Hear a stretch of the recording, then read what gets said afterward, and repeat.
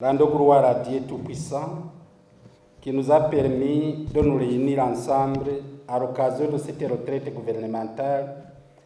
qui avait comme objectif de sensibiliser les acteurs sur les principes fondamentaux de la réforme du budget programme et leur permettre de mieux appréhender les concepts majeurs. Au cours de cette retraite, 5 thématiques ont été abordées, à savoir le programme avec le Fonds monétaire international, l'outil d'évaluation des politiques et des institutions de la Banque mondiale, la réforme du budget programme, la digitalisation des finances publiques, l'état des liés et les perspectives de la mise en œuvre du budget programme. Les échanges sur le programme de réforme soutenu par la facilité élargie du crédit du Fonds monétaire international ont permis de comprendre les objectifs de ce programme, la procédure de sa revue semestrielle, la stratégie du programme, les prochaines étapes du programme, ainsi que les critères de réalisation quantitative et les principes, mesures structurelles. Au cours de cette retraite, nous avons pu comprendre l'utilité du score de l'outil CPI, les critères d'évaluation, les enjeux et la situation du CPI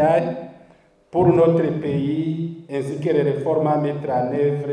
pour améliorer le score du CPI.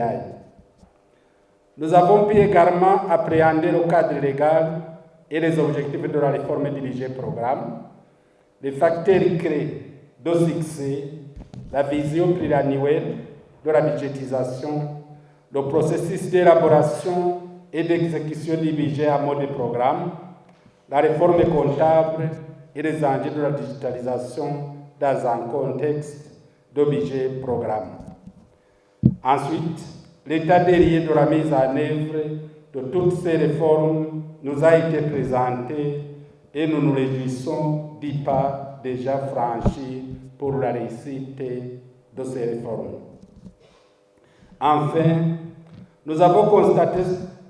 pendant ces 2 jours de retraite qu'une appropriation et une implication de tous les acteurs sont indispensables pour la réussite de la mise en œuvre de toutes ces réformes qui revêtent une importance capitale pour l'atteinte de la vision Burundi émergent en 2040 et développée en 2060. Par conséquent, conscients de l'importance et des résultats attendus de cette retraite, nous exprimons notre gratitude à toute personne qui a contribué à la réussite de cette activité. Je tiens à remercier Son Excellence, Monsieur le Président de la République, pour son leadership